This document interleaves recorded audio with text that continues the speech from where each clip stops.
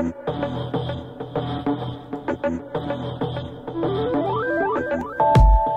welcome to the Tony Scott Internet Show, the Monday edition. What's up? What's going on? How was the weekend? Had a pretty good weekend. I got to tell you, Olivia, my 19-year-old, the second daughter, went up to Chicago for a dance convention like last weekend. She rented a car and went with 3 friends and drove up there, drove back. And then this weekend was another convention, but she didn't have any friends to go with. So my wife and my youngest daughter, Maria, who's 15, they went on the trip to Chicago this weekend. And Olivia won a scholarship to the next convention, which will save a few $100s. And also she got an exclusive invite to be part of the dance intensive going on in New York City in July. So Olivia may be going to the Big Apple for a few days to learn with some real dance folk. So we'll have to see how that turns out this summer, right? May have to have a bake sale or a GoFundMe.com project or something to pay for that, because I ain't got it, you know. My kids, my 19 and 15-year-old Olivia and Maria have been on a roll, man. Maria, they had a tennis banquet a few weeks ago because she was first year in high school on the tennis team, and she was the MVP of the JV squad, and also voted most likely to play through pain because she did that one tournament. I blogged about that a while back, but yeah. And for myself, I completed my first weekend. I got a new radio job doing weekends here in St. Louis on Old School and Today's R&B 95.5, which plays a lot of music I'm familiar with, tons of music that I'm familiar with. And I had a great time. Those in the St. Louis area, if you listen, thank you so much. If you're not and you listen on the app, thank you so much. Those folks who live, because I know we get a lot of downloads in the Philippines, we get some in New Zealand, a couple of other spots. I don't know if the internet allows you to listen from other countries, because there's some kind of royalty thing where like royalty payments are not set up for music played from the U.S. into other countries, and it's a whole thing. So I'm not even sure if you can listen if you're out of the country. And then it may depend on what country you're listening from. So I'm not real sure how that works out. But here we are on the Monday before Thanksgiving, and the grand jury is supposed to reconvene today. The grand jury that's deciding whether to indict Officer Darren Wilson of the Ferguson Police Department for the murder of Michael Brown Jr. Everybody was kind of waiting on something to happen on Friday, and it didn't. They said that if it did happen Friday, it would be Sunday before it would be officially announced, although I think it probably would have leaked out on Saturday. I mean, I maintain that nobody keeps a secret. Nobody can keep a secret anymore. So nothing happened, though. And they're supposed to be reconvening today, although I'm not 100% on that, but it's supposed to be today. I don't know what the schedule is going to be because it's a short week because of the holiday, so I'm not sure. Even if they come to a decision, I mean, they meet today, don't mean they're going to come to a decision today. That's something that, needs to be, noted. Another thing that needs to be noted, you remember that during this whole process, St. Louis County Prosecutor Bob McCullough has said there's going to be transparency here. And if Darren Wilson is not indicted, that he was going to release just about all the evidence that was presented to the grand jury. He has said that the judge overseeing the grand jury, St. Louis County Circuit Judge Carolyn Whittington, had already agreed to the release if requested. But the court administrator, Paul Fox, says that, no, nobody's agreed to release anything. She hasn't signed off on nothing. No, I don't know where he got that from. You see, and that's interesting because to me, it's like, okay, when you got people who are actually players in this whole process, giving out misinformation, I mean, Bob McCullough had to know that he had not cut a deal with the judge to release this information. So why would you say you did when you did not? This is why nobody trusts the system. Nobody trusts the police for obvious reasons. Nobody is trusting, nobody trusts the police of Ferguson, St. Louis County Police, let's call it what it is. They don't trust them either. They don't trust the mayor of Ferguson. They don't trust the incoming St. Louis County executive, which is kind of like the mayor of St. Louis County. They don't trust Bob McCullough, the St. Louis County prosecutor. There's a lot of people they're not trusting right now, and for good reason, because they keep doling out BS. And they need to get a hold of that because, you know, you said transparency, but now you're lying. You're lying. And you know, I think everybody knows why Bob McCullough has given everything he has to the grand jury, because if they decide that they're not going to indict, then it's off of him. I gave, you know, his thing's going to be, look, I gave them everything I had and every opportunity to indict this man, but they chose not to. That's going to be his argument. There was also a story in the paper yesterday about, here locally, about a woman, an African-American woman who went to buy a gun, and they wouldn't sell her a gun because they said the police told them Darren Wilson was not going to be indicted. And so they are locking up all their guns. And people who have hawked their guns are locking those up too. That was a story out yesterday, which, you know, I don't know, call BS on that. I called BS on that yesterday, but I don't know if I still feel, yeah, I do. It's still BS. So here we are with just a lot of BS on you know, Bob McCullough and the whole thing, you know. I mean, clearly there's misinformation put out on both sides, but come on, man. We got to do better than this. Interesting to see that Michael Brown Sr. was passing out turkeys and things like that over the weekend, which I just find nothing short of inspiring. Here is a man who has been affected, God knows how. I have no idea what it's like to go through what he's going through, and hope that I never have to go through that. But what he's going through, and yet he has the grace and dignity to volunteer to give out turkeys to those who need them this holiday season.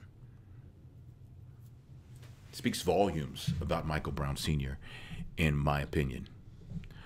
What about this story that came out of Cleveland about the 12-year-old boy who pulled out what turned out to be a replica gun, shot by a cop, responding to a 911 call about a person waving a gun at a playground? The officer fired twice after the boy pulled the fake gun, which was lacking the orange safety indicator usually on the muzzle, from his waistband. The boy didn't make any verbal threats towards the cop or point the gun, but he reached into his waistband and grabbed it after being told to raise his hands. That's when the officer fired, according to the deputy police chief.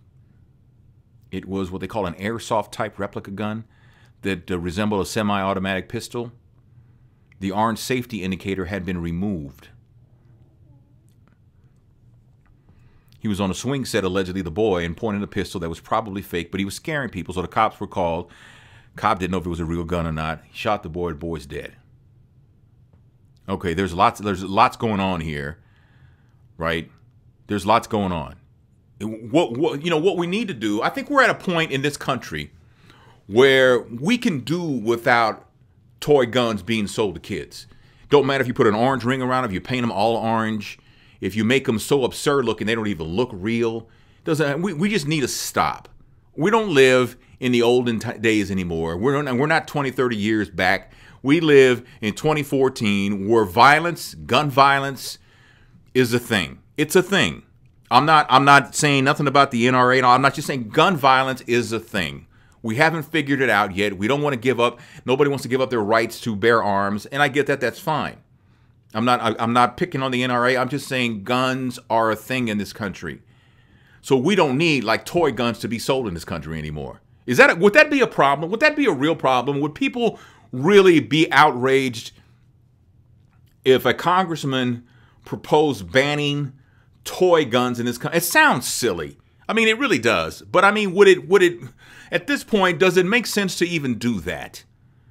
I'm thinking outside the box because we need to get out of the box because the box isn't doing us any good anymore. We need to get out of that box and start thinking, does it infringe on people's rights? You have the right to bear arms. Your kids, do they have a right to bear fake toy guns? Are they needed? Are they? I mean, if we can't get the toy guns from being sold in this country, can we at least make it a law that the toy guns have to be so unrealistic looking? Like they have to have the end of a barrel has to look like a horn. You know what I'm saying? I mean, it's just one of those things. Maybe we need to do that. I mean, because we need to take a look at something because it ain't what we got now is not working. It's just not working. Bill Cosby did a show in Florida Friday night, Melbourne, Florida. He got 2 standing ovations. I mean, he's had shows canceled in Oklahoma, Nevada, Illinois, Arizona, South Carolina, Washington State, the Great Northwest. after, I think they're up to like 16 women have accused Bill Cosby of sexually assaulting them many years ago. Black women, white women. He's never been charged. And he hasn't spoke. That was the thing. He wasn't speaking on it because for whatever reason. I contended, we do a Men on Everything, one of our internet shows that we do. And I say that the reason why he hasn't spoken is because in his world, the stakes are very high. Okay? Because he's worth hundreds of millions of dollars. What does money have to do with it, Uncle Tony? Well, you know what?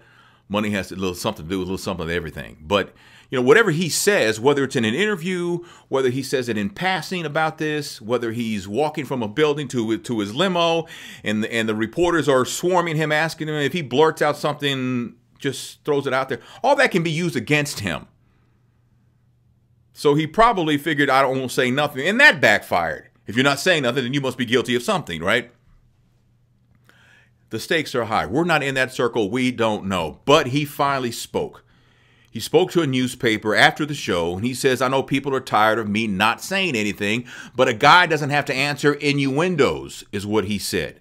People should fact check. People shouldn't have to go through that and shouldn't answer to innuendos. This is what he said.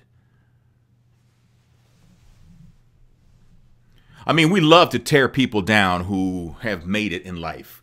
You know, we love to tear people down. Everybody from Bill Cosby to Bill Clinton to Puffy, Puff Daddy, P. Diddy, Sean Combs. We like to tear people down. You know, remember that shooting that Puffy was involved? I call him Puffy. But when he was involved in, when he was dating Jennifer Lopez, that whole big mess, and Johnny Cochran defended him and all that. We were ready. He carried a gun. He was out to kill somebody and all that kind of stuff like that, right? We never know all the facts, but we're ready to pull the trigger on everybody's reputation. We're a nation of haters, is what we are.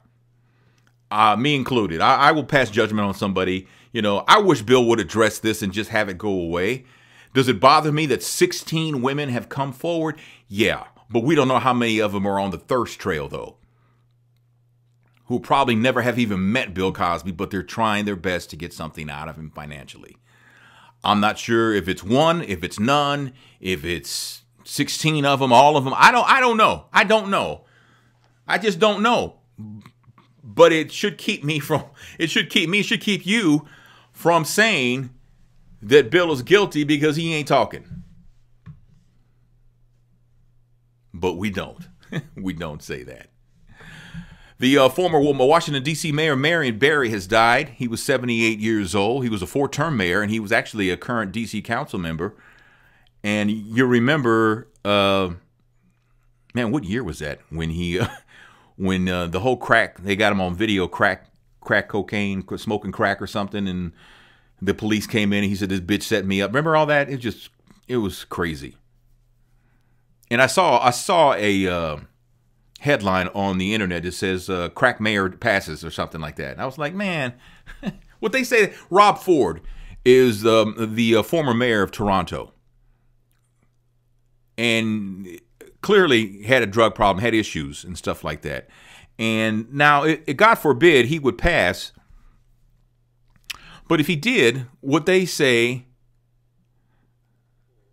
crack mayor or whatever his drug of choice was, would they say whatever it was, mayor passes? No, they would probably say, at the very most, they would probably say mayor who had a tormented life passes.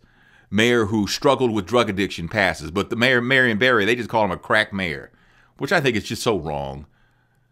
I mean, you may not like Marion Barry for what he did, but, I mean, the man passed away. Can we at least give him his respect in death? You know? He passed around midnight, Saturday night, Sunday morning, a few hours after being released from Howard University Hospital. He actually collapsed outside of his home. He had lots of health problems. He had, like, you know, diabetes. He had some kidney issues, things like that. And he was 78 years old. May he rest in peace. I'm just saying.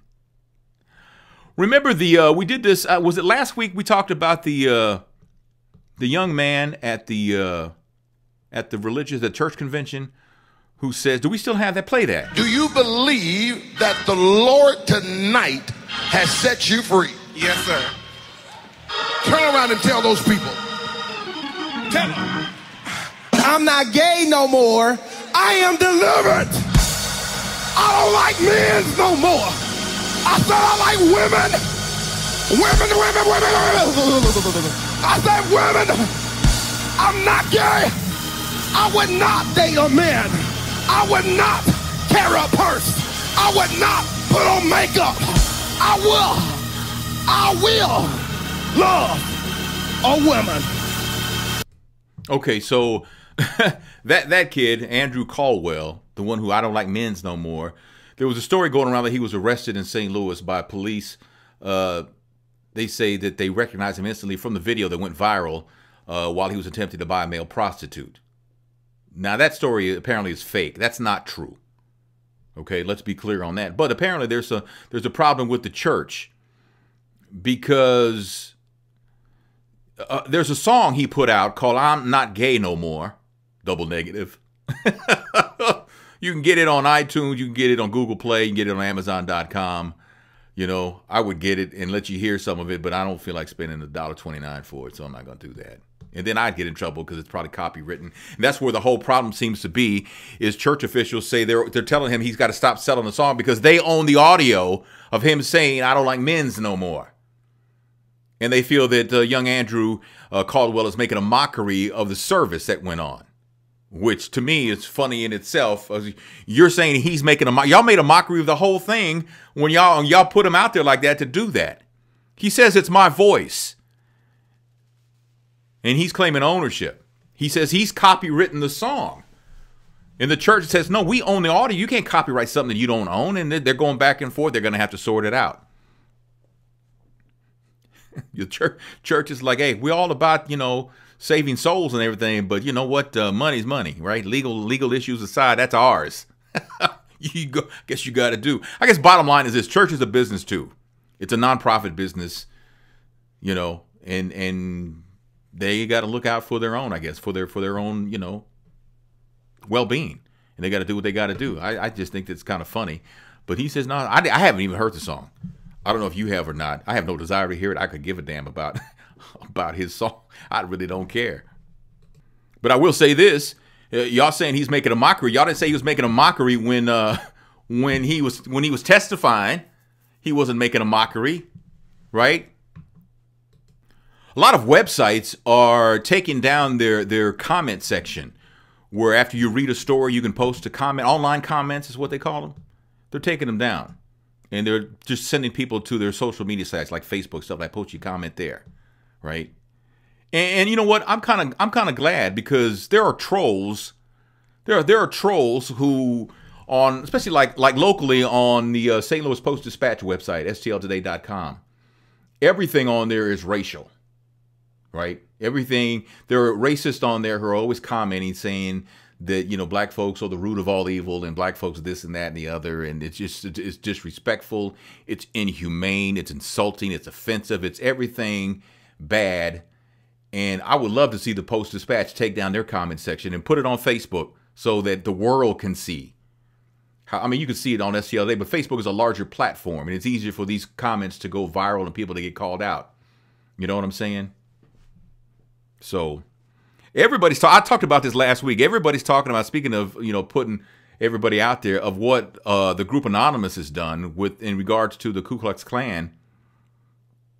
It's frightening in a way. A lot of people are happy with what Anonymous is doing.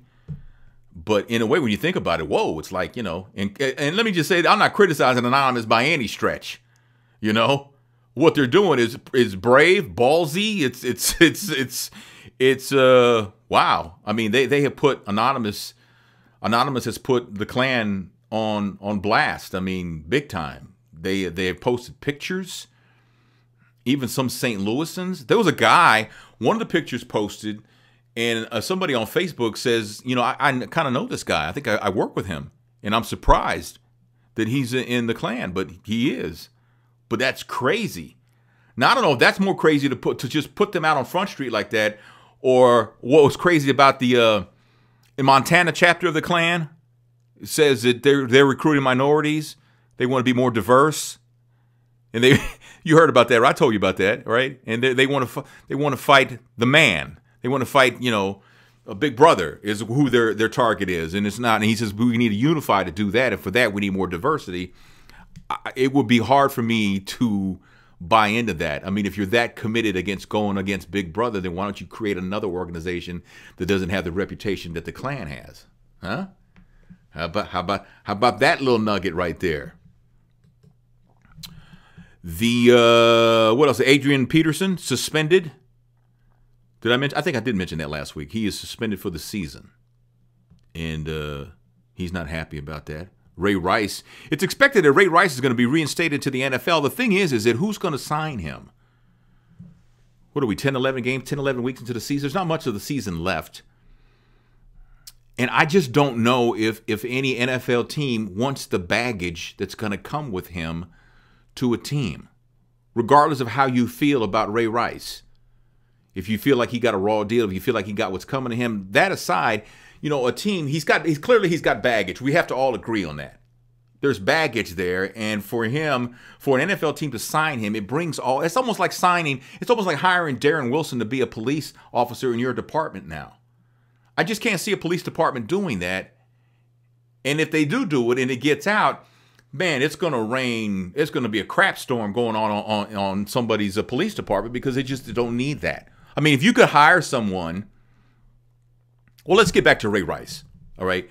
Ray Rice, by everybody's estimations, is on the downside of his career. He's not done, but he's not the star he was 2-3 years ago. This is what I read. It's a consensus. I think that everybody kind of agrees on that. So why would you sign someone who's clearly on the other side of their career, according to experts? Why would you sign him when you could get someone cheaper who's still got maybe more upside? So why would you waste signing him and then all that baggage, all that backwash, that backlash that's going to come back on you from women's groups, from everybody? Who's going to, sponsors are going to pull out if you sign him. Why would you put your team through that? Is Ray Rice actually worth that at this point? That's the thing, right?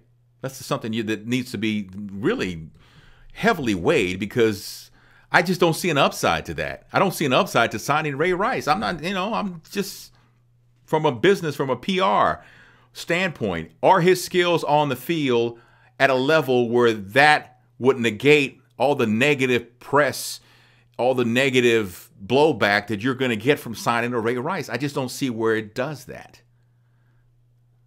So if I were an NFL owner, I don't think I would take a chance on him. There's more downside than upside in signing Ray Lewis. I'm sorry. But if you're being honest, I think that's pretty much the truth. Rams had a close one yesterday, man. They went to San Diego, and they were leading at halftime. And then, like in the first, 5 minutes of the third quarter, they gave it back and then some. And then they fought and clawed their way back. Did I say that right? Clawed their way back. And they were inside the 5 with time running out. Either they were going to kick a field goal, tie it, go to overtime, or they were going to just flat out win the game. And they did nothing because the quarterback, Sean Hill, he threw an interception. That was it. I bet it was a long ride home last night for Sean Hill back to St. Louis. But, man, it's one of those things, man. Those things are going to happen. I kind of felt bad for him because he had, he brought him down the field. I mean, and it was getting it done, and it was either going to be a win or a tie, and then maybe a win in overtime. But in the end, it was nothing. It was whack, whack, whack, whack, and I felt bad for him. But that's how it goes. That's how it goes. All right, so I'll leave it right there, man. I've covered a lot of topics as always on the podcast. Thank you so much. The weekend, man, your response on social media, Facebook, Twitter, was incredible on my return to radio. It felt so good to hear from people calling me while I was on the air, and I had a great time and look forward to this weekend again. Look forward to it, and thank you so much for that. As far as the podcast, you listening, downloading, and sharing and spreading the word that I do a podcast is also very, very, very, very humbling. You guys make me feel so good with your support, and I really appreciate that, all right? So do what you can to spread the word that Tony Scott does a podcast, all right? Thanks so much for listening, all right? And have a great Monday. I'll talk to you tomorrow.